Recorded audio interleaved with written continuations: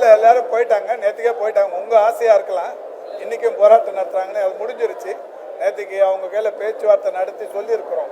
இப்போ அவங்களுடைய கோரிக்கைகள் என்பது ஒரு 2-3 கோரிக்கைகள்.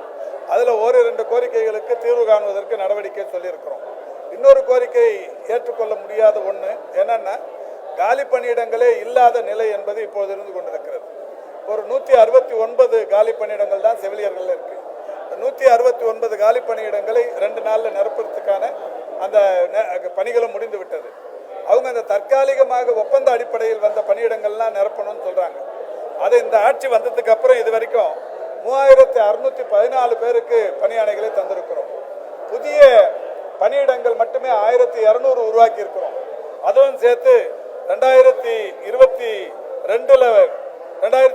ஒரு 251 பேருக்கும், 2022 678 பேருக்கும், 2023 489 பேருக்கும், 2024 1694 பேருக்கும், 2025 இப்போ ஒரு 502 பேருக்கும் கொடுத்துருக்கோம். இப்போ ஒரு 169 பேருக்கு கொடுக்க போறோம்.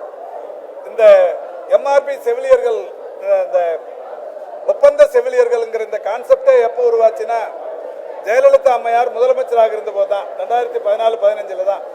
அதுக்கு முன்னாடியெல்லாம் பர்மனன்ட் போஸ்ட் தான். அந்த ஒப்பந்த செவிலியர்கள்ங்கிற இந்த கான்செப்ட் 14-15க்கு அப்புறம் தான் வந்தது. இன்னைக்கு எடப்பாடி பழனிசாமி போன்றவர்கள்லாம் அறிக்கை விடுறாங்க. ஆனால் உண்மையிலேயே பார்க்கறதுக்கு, அதை கேட்கறதுக்கும் மற்றவர்களும் அது ஒரு மாதிரியா இருக்கு. என்ன காரணம்னா, இது வந்ததே, இந்த பிரச்சனைகள் வந்ததே காரணம் அவங்க தான். 2014-15 இந்த ஒப்பந்த செவிலியர்கள்ங்கிற நியமனத்தை ஏற்படுத்தும் அவங்க தான். 2019-20 கொரோனா பேரிடர் காலத்தில் ஒப்பந்த செவிலியர்களை கூடுதல் படுத்தும் தான் அவங்க தான். அதை பண்ணிட்டு எந்த விதமான விதிமுறைகளுக்கும் இல்லாமல் இது மாதிரி பண்ணிட்டு, அப்போ இவ்வளோ பேரை பணிநிரந்தரம் பண்ணுறதுக்கோ இந்த கூடுதல் பணியிடங்களை உருவாக்குவதற்கோ எந்த நடவடிக்கையும் எடுக்கலை. ஆனால் இன்னைக்கு அவங்க போராட்டம் சொன்ன உடனே நீலி கண்ணீர் வடிக்கிறாங்க. இந்த அரசை பொறுத்தவரை மாண்புமிகு தமிழ்நாட்டின் முதலமைச்சர்கள் இதுவரை இந்த அரசு பொறுப்பேற்றதற்கு பிறகு ஒப்பந்த செவிலியர்களாக இருந்தவர்களை பணி நிரந்தரம் செய்திருப்பது 3783. இதை அவங்களுமே மகிழ்ச்சியோடு ஒப்புக்கொள்கிறார்கள். அவருடைய கோரிக்கை இன்னமும் கூடுதல் இடங்களை உருவாக்கணுங்கிறது. கூடுதல் இடங்களை இன்னும் 8322 பேர் ஒப்பந்த செவிலியர்களாக இருக்கிறார்கள். இவங்களுக்கெல்லாம் இந்த ஆட்சி வரத்துக்கு முன்னாடி 14,000 ரூபாய் சம்பளமா இருந்தது. முதல்வர் அவர்கள் 4,000 ரூபாய் உயர்த்தி 18,000 ரூபாயை உயர்த்தி கொடுத்துருக்கிறாங்க. இப்போ இந்த 8322 பேருக்கு காலி பணியிடங்கள் உருவாக இவர்கள் எல்லாம் உள்ளே வருவார்கள். இப்போ இவங்களோட கோரிக்கை புதிய காலி பணியிடங்களை உருவாக்குங்கள் என்பது. அது இப்போ முடியாத காரியம்.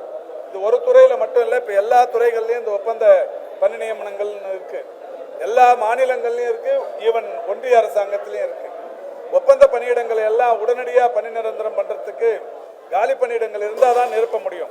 பிளே ஸ்டோர் மற்றும் ஆப் ஸ்டோரில் இருந்து பாலிமர் செயலியை QR கோடு மூலம் பதிவிறக்கம் செய்யுங்கள். செய்திகளை உடனுக்குடன் பெறுங்கள்.